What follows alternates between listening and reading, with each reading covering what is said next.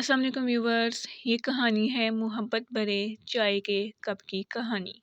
एक छोटे से गांव में अली और ज़ैनब नाम के मियाँ बीवी रहते थे। अली एक स्कूल टीचर था जबकि ज़ैनब घर के कामों में माहिर थी।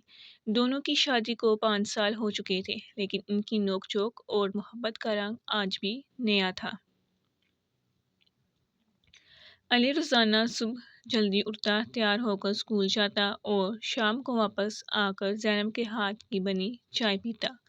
लेकिन एक मसला था कि ज़ैनब की चाय में कभी नमक ज़्यादा हो जाता, कभी चीनी कम और कभी चाय इतनी पतली होती कि अली इससे देखकर हंसता और कहता, ज़ैनब, ये चाय है या शरबत।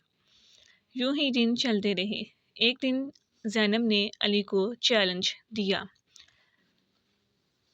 एक दिन ज़ैनब ने अली को चैलेंज दिया, अली, अगर तुम इतनी शिकायत करते हो तो कल से चाय तुम बनाना, फिर देखते हैं कितनी परफेक्ट चाय बनाते हो। तो अली आगे से मुस्कुराया। अली ने खुश होकर जवाब दिया, चाय बनाना तो मेरे बाएं हाथ का खेल है। अली का पहला दिन। इसके बाद अगले दिन अली सुबह जल्दी उठा और किचन में चाय बनाने पहुंच गया। इसने पानी, दूध और चाय की पत्ती डाल दी, लेकिन जब चीनी डालने की बारी आई तो जल्दी में नमक डाल दिया। जब चाय तैयार हुई और ज़ैनब ने पहला घूंट लिया और तो फ़ौरन हंसने लगी। अली, ये चाय है या शोरबा? अली शर्मिंदा हुआ लेकिन हंसता बोला, ये तो तजर्बा था, कल देखना कमाल की चाय पियोगी। इसी तरह दिन चलते रहे। हर रोज़ नई चाय, हर रोज़ नया तजर्बा, हर रोज़ कुछ नया सीखने को मिलता रहा। अली ने अगले दिन भी चाय बनाई, लेकिन इस बार दूध इतना ज़्यादा डाल दिया कि कप में जगह ही ना बची कि इसमें कुछ और डाला जा सके। तीसरे दिन चीनी इतनी ज़्यादा डाल दी कि चाय मीठा पानी लगने लगी। ज़ैनब हर रोज़ हंसती और कहती, अली, तुम मेरी चाय की कदर अब समझ आ रही है। अली ने सर झुकाया और कहा, सच कहती हो, तुम्हारी चाय ही बेहतरीन है। इसी तरह उनकी गपशप चलती रही। मोहब्बत का सबक, मोहब्बत का नया रंग, मोहब्बत का एक नया अंदाज। ये चाय का तजुर्बा 2 हफ्ते तक चलता रहा। अली की